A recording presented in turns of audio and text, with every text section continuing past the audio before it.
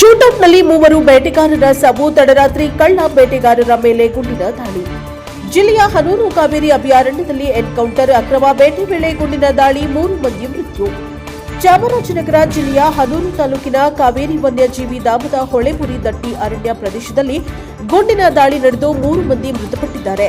ಹನೂರು ತಾಲೂಕಿನ ತೋಮಿಯಾರ್ಪಾಳ್ಯ ಗ್ರಾಮದ ಆಂತೋನಿಸ್ವಾಮಿ, ಪೀಟರ್, ಕುಮಾರ್ ಮೃತರಾಗಿದ್ದಾರೆ. ಅರಣ್ಯದಲ್ಲಿ ಗಸ್ತಿನಲ್ಲಿದ್ದ ಸಿಬ್ಬಂದಿ ಮೇಲೆ ಗುಂಡಿನ ದಾಳಿ. ಸ್ವಯಂ ರಕ್ಷಣೆಗಾಗಿ ನಡೆದ ಮರು ದಾಳಿಯಲ್ಲಿ 3 ಮೃತಪಟ್ಟಿದ್ದಾರೆ.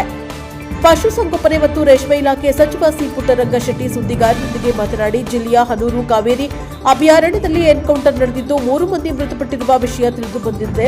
ಇನ್ನೊಬ್ಬ ಇದರ ಬಗ್ಗೆ ಪರಿಶೀಲನೆ ನಡೆಸುವುದಾಗಿ ತಿಳಿಸಿದ್ದಾರೆ. ಬ್ಯೂರೋ ರಿಪೋರ್ಟ್ ನಂಜುಂಡ ನಾಯಕ, ಪ್ರಜಾಪ್ರಭ ಟಿವಿ, ಚಾಮರಾಜನಗರ.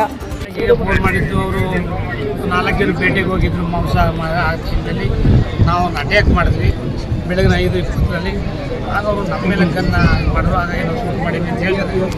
ಆದರೆ ಜನ ಆ ಥರ ಹೇಳ್ತಾ ಇದ್ದಾರೆ, ಜನ ಬೇರೆ ಥರ ಹೇಳ್ತಾ ಇದ್ದಾರೆ.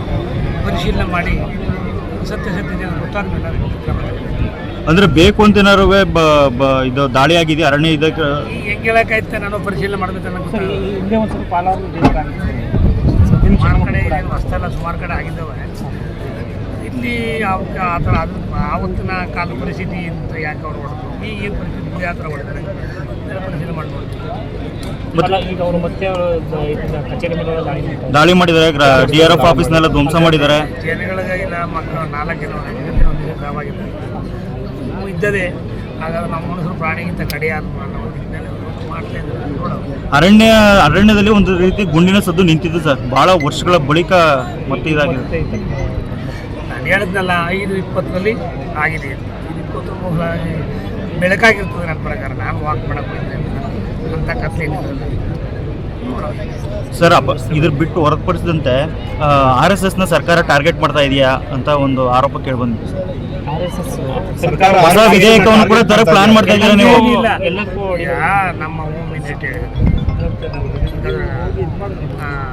ಪ್ರಿಯಾಂಕಾ ಖರ್ಗೆ ಅವರು ಏನು ಹೇಳಿದ್ದಾರೆ, ನಾವೇನು ಅವ್ರ ಬಗ್ಗೆ ಏನು ಟಾರ್ಗೆಟ್ ಮಾಡ್ತಾ ಇಲ್ಲ.